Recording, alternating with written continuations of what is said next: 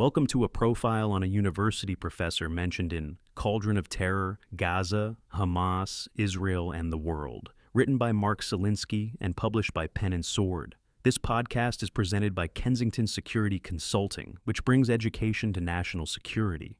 In this profile, we focus on Jonathan Andrew Cleveland Brown, a man in his 40s and a professor of Islamic Civilization at Georgetown University.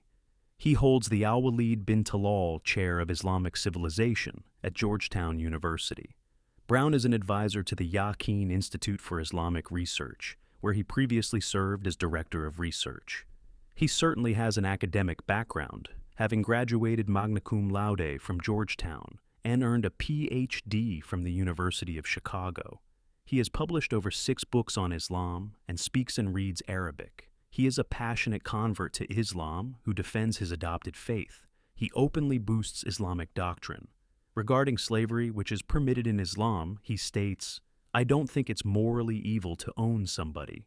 In 2023, he clarified his support for Islamic slavery, saying, "I'm not going to say that the Quran allows something evil, or that Muhammad, who owned slaves, did something morally evil." He certainly has an eclectic identity.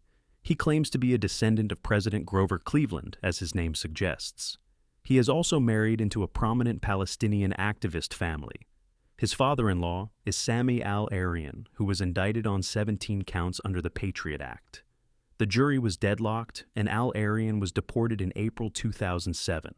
Brown married his daughter Layla, a journalist for Al Jazeera. Jonathan Brown, like the family he married into, is a vocal critic of Israel. He repeatedly accused Israel of indiscriminate bombing of civilians in Gaza. On December 15, 2024, during Israel's war against Hamas terrorists, Brown posted on X, "Israel is engaged in genocide, and everyone knows it. This will be that state's legacy." He has often repeated that theme on social media. About the 1,200 Israelis, Brown wrote, "Israel has been engaged in a genocidal project for decades. I'm a full professor." In March 2024, he followed that up with, "Israeli security forces are lunatics. Israel is insanely racist." In fact, he is very active on X, which has led to problems. One of the recent conflicts that brought him unwanted attention was his casual attitude toward the victims of the Muslim rape gangs. British politician Rupert Lowes stated, "There is a link between the rape gangs and one particular religion. We have seen it again and again and again at our inquiry. That religion is Islam. As a country, we must have the courage to face up to that fact." On X, Brown told the politician to get over it. Brown stood his ground and did not withdraw his advice. Readers responded with a flood of insults against the professor. Here are some from X. Be the Smart One wrote, "Calling yourself an Islam expert, but telling raped British girls to get over it isn't smart. It's sick. White leftists like you protect rapists, not victims." MAGA member from New York wrote, "We went from believe women on every accusation, no matter if it was true or false, to get over it when talking about roaming gangs of Muslim men in the UK raping teens and young women so fast my head is spinning." Brigitte Gabriel wrote, "He needs to be fired. This is disgusting." Cilantro wrote, "Easy fix. The federal government should ban hiring graduates from that school. It will purge itself or go away. Prediction, it will not purge itself." Other observers highlighted the influx of Middle Eastern money into Georgetown. Since 2005, Georgetown University has received over $1 billion from Qatar and at least $20 million from Saudi Prince Alwaleed bin Talal. Brown holds the Prince Alwaleed bin Talal Chair of Islamic Civilization at Georgetown's Prince Alwaleed bin Talal Center for Muslim-Christian Understanding. One cynic remarked, "While the Prince Alwaleed bin Talal Center for Muslim-Christian Understanding purports to build bridges of understanding between Muslims and Christians, it is actually a center for Islamic apologetics and the defamation and destruction of foes, of jihad, violence, and Sharia. Oppression of women.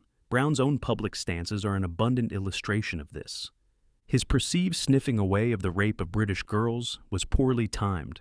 Brown faced scrutiny for a 2017 lecture, which was criticized for defending slavery and non-consensual sex with slaves in Islam. He apologized and said his lecture was not intended to endorse such practices.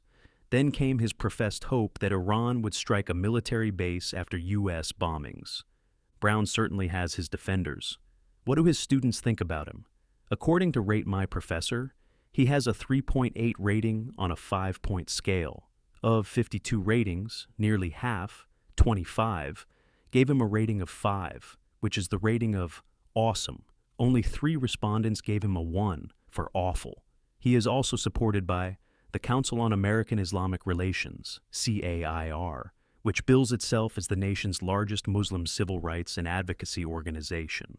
When Georgetown disciplined Dr. Brown for wishing that Iranian bombs land on American targets, CAIR came to his rescue by pleading to the Georgetown president that he reverse his decision to discipline him. Finally, Brown explained, "I deleted my previous tweet because a lot of people were interpreting it as a call for violence.